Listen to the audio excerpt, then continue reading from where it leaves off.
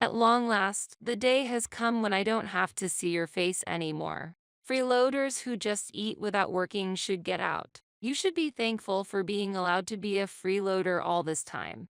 Understood. I won't come back. Thank you for everything up to now. I quickly packed what I needed and left my in-laws' place, where I had been living for many years. My mother-in-law looked very pleased as she watched me leave. However, only I know a certain sad truth. I know what's going to happen to this house. My name is Sarah. I'm 32 years old and I work from home. I've been married to my husband Alan for 5 years. We had a peaceful life as a couple, but things changed in our fourth year of marriage. My normally healthy father-in-law suddenly became ill and needed care. That's how we started living with my in-laws. I didn't agree with the idea of living with them so soon, but my husband is an only child, with no other family for my in-laws to rely on. We ended up taking care of my father-in-law. I thought about quitting my job if it were necessary for his care, but based on my past performance, my company allowed me to continue working remotely. Trouble with my in-laws started right away. Yes, I experienced the so-called mother-in-law and daughter-in-law problem too. Sarah, hurry up and take care of the cooking and cleaning. How long are you going to be lazy and avoid your housework? Mother-in-law, I'm working right now. What are you talking about? You're always just clicking away on the computer. The truth is, you're just browsing the internet, not really working, right? Thinking that using the computer equates to playing around on the internet is so outdated. I have permission to work from home from my company. In between the household chores and caring for my father-in-law, I've used my skills to get back to the salary I was earning before. And after about 3 months of hard work, when I finally managed to bring my salary back to the amount before, I felt a real sense of joy. As for the reason that I worked so hard, the truth is, Alan's salary isn't enough for us to make ends meet. I had thought that life was finally going to get easier. I even thought about starting to put money away. But for some reason, things just kept getting harder. It felt like the contents of my wallet just kept dwindling. Suspicious, I looked into where the money was going and found out that Alan had been spending a lot. I also learned that my mother-in-law was terribly wasteful with money. Alan has always been a people pleaser, often treating his juniors at work to lunch. But lately, it seems that he's also been using our credit cards to treat people to drinking parties as well. It doesn't matter how much I earn. If Alan uses more than that, our finances will inevitably dwindle. As for my mother-in-law, she's balancing multiple hobbies with her friends, generously paying the lesson fees and socializing afterwards. I can't stand the fact that my husband and mother-in-law continue their wasteful spending, leaving all the housework and care for my father-in-law up to me. I've ended up having to cover all our living expenses with my income, making saving money a dream. Feeling anxious about this problem, I decided to talk to my husband and mother-in-law. Ellen and mother-in-law, it seems like we've been spending quite a lot lately. If this continues, we'll run out of money. Could you please try to cut back on your expenses? Ellen and my mother-in-law reacted harshly to my words. I don't want to be embarrassed. I don't want to be seen as stingy in front of my colleagues and subordinates. You can understand that, right? They won't think you're stingy just because there are times where you don't pay for them. There's no need to treat them every single time. You don't seem to understand, but for work to go smoothly, you have to keep good relationships with your coworkers. Treating your juniors to lunch is one thing, but what about the trips to the girls' bars? That has nothing to do with work, right? You just want to have fun, don't you? How did you? You come home drunk and start talking about it even if no one asks you. That just means he has a more enjoyable time there than spending time with you. I'm glad that mom understands. And she's right, laughs. And as for me, if I didn't go to my classes, I'd just be cooped up at home. I'm taking classes with my friends to enjoy the limited time I have left in this world. What a terrible daughter-in-law I have. All you do is the housework, and you don't earn anything, so you have no right to complain. Really though, what is she thinking? A homemaker looking down on us from her high horse. I'm telling you, I'm working. I'm earning a steady income and contributing to this household. I'm also doing housework and taking care of father-in-law. Don't lie. Working from home, you can't be earning that much. Mother is the one doing the caregiving. Don't act so high and mighty for a part-timer. I was so appalled by what I was hearing. I couldn't even reply. They didn't seem to understand that I was balancing the housework with caregiving, all while earning a steady income. Moreover, it seemed that my mother-in-law had told Alan that she was the one taking care of my father-in-law, making it sound like I was a homemaker who did nothing. There were several times when I thought about leaving that house. I did consider it, but the reason I ended up staying was because of my father-in-law. Ever since I got married, my father-in-law always treated me very kindly, unlike Alan and my mother-in-law. And he always told me things like this. Sarah, I'm grateful to have a wonderful daughter-in-law like you. I'm sorry for everything. Father-in-law, I don't find it hard to care for you. Why would you say that? Of course, I feel bad asking you to take care of me like this. But more than that, I feel terrible about my wife and son. Everything's been left to you, and they do as they please, right? Yes, that's right. I realize that it's thanks to your hard work that our household finances are being kept afloat. Ellen's income alone wouldn't be enough to maintain this household. Father-in-law, you knew all this time? It seemed that father-in-law had understood our family's situation for quite some time, and every time he received care, he would show his appreciation with heartwarming words. I truly loved such a father-in-law and even came to enjoy caring for him. What would happen to this house if I left? I had anxiety about who would take care of my beloved father-in-law, so I decided to be the one to provide proper care until passed away. A year later, my father-in-law left this world. During the funeral for my beloved father-in-law, I couldn't stop the tears. Sarah, why are you crying so much? What? Father-in-law has passed away. Isn't mourning like this natural? I've been his caregiver all this time. My response seemed to infuriate my mother-in-law. You make it sound as if I never took care of him at all. The truth is, my mother-in-law hardly took care of my father-in-law. She was always busy with her hobbies, going out all the time. Since I was home, she didn't need to do any caregiving or housework. She even put on a tearful act in front of the relatives, as if she were the oppressed and pitiful mother-in-law. To outsiders, it probably seemed as if I was the cruel daughter-in-law. They would defend her, saying, "Don't be so hard on mother-in-law," and blame me instead. Even though I was just mourning my father-in-law's death, I was being criticized by people who understood nothing, which made me angry.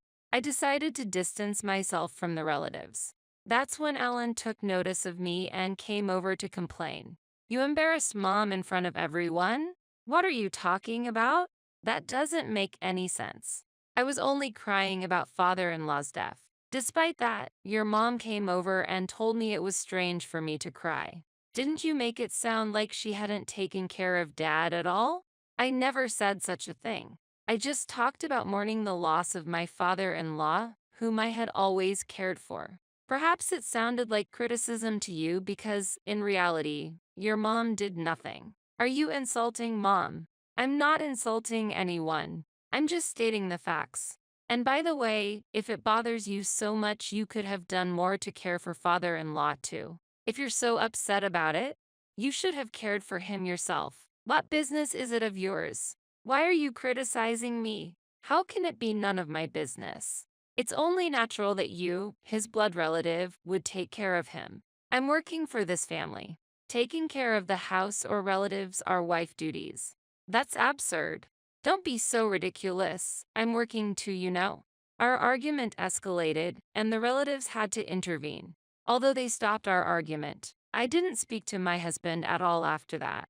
Once all the funeral proceedings were finished, a lawyer came to explain the inheritance.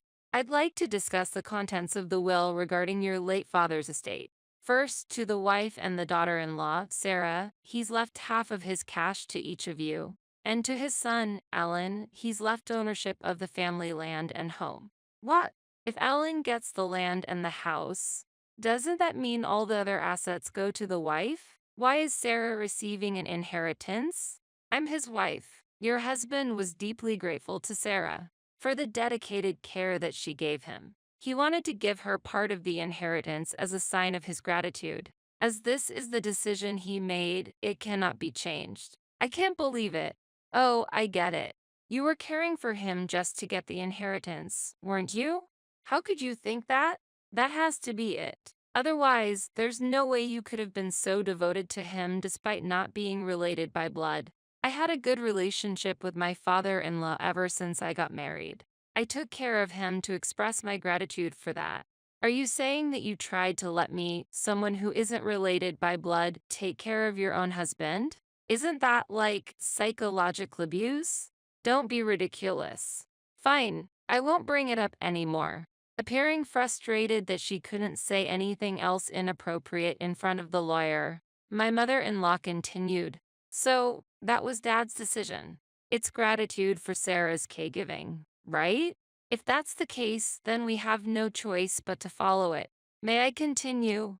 All right, well, your father stated that it's no longer necessary to rely on Sarah. Upon hearing this, my mother-in-law's face, which had been dissatisfied just moments ago, suddenly broke into a smile. Yes, that's great. I understand.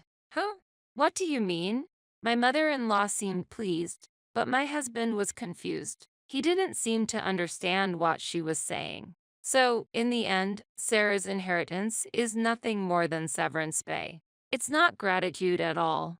Now that Dad's caregiving is over, we don't need Sarah in this house anymore. My mother-in-law had misunderstood my father-in-law's will, just as intended. The truth is, my father-in-law had discussed this with me before. My father-in-law wanted me to be free from this house after he passed away. He used the will to cleverly deceive my husband and mother-in-law, making it seem natural that I should leave. And just as my father-in-law had planned, my mother-in-law, completely misunderstanding his true intentions, saw the will as a chance to kick me out. Pretending to be shocked by the will, so as not to let on that I actually wanted to leave, I said, "Father-in-law, why would you treat me like this? See, even to Dad, you were just someone that would take care of him. Ellen, you can't understand Sarah anymore, right? Why don't you just divorce her? Ellen, you'll still stay married to me, right?" As I looked at Ellen with tears in my eyes, he thought about it for a while and then said, "You know what? Let's get a divorce. I've inherited the family home and land, and Mom got some money too. There's no longer any need to worry about caregiving, so there's no problem if Sarah goes." Eh, what do you mean by that? Just what I said. I feel bad for asking, but could you leave our house and agree to the divorce? Understood. I guess there's no place for me here anymore. Saying such with a bit of restraint, I took a document out of the drawer and handed it to my husband. After that time we fought, I went and got this. No mistake, the document was a notice of filing for divorce. My husband promptly signed it. Finally, I don't have to deal with you anymore. A non-working freeloader should just get out. Laughs. You should be grateful for us having put up with you. A total freeloader. Is that so? Okay, I understand. I'll leave. Thank you for things up to now. By the way, since the lawyer is here, I want to check one thing. It's okay that I don't get any more than what I've already received from father-in-law's estate, right? Of course. You seem to have gotten a bit smarter, Sarah. You've been living off me until now.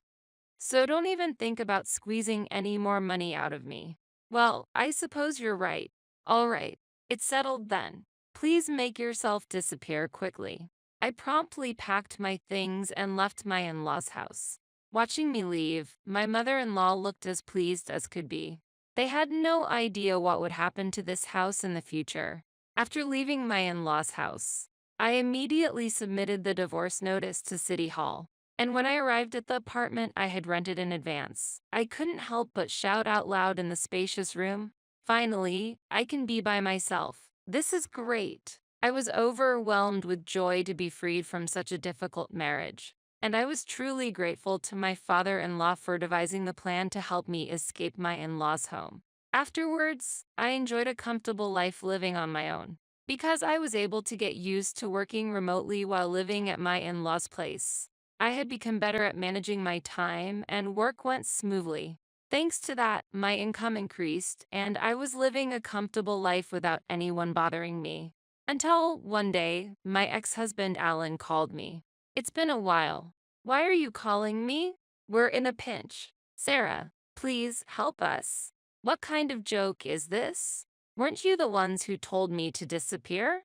My salary hasn't changed, but for some reason, we're running out of money. We can't live like this. Oh dear, laughs.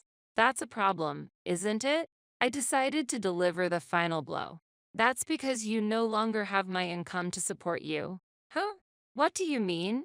You still don't get it? Didn't you notice while living so lavishly that your salary alone was not enough? I had thought that we could live on my salary alone, but you're telling me that's not the case? Of course, you squandered your entire salary on yourself. We only got by because I was the one paying for our living expenses.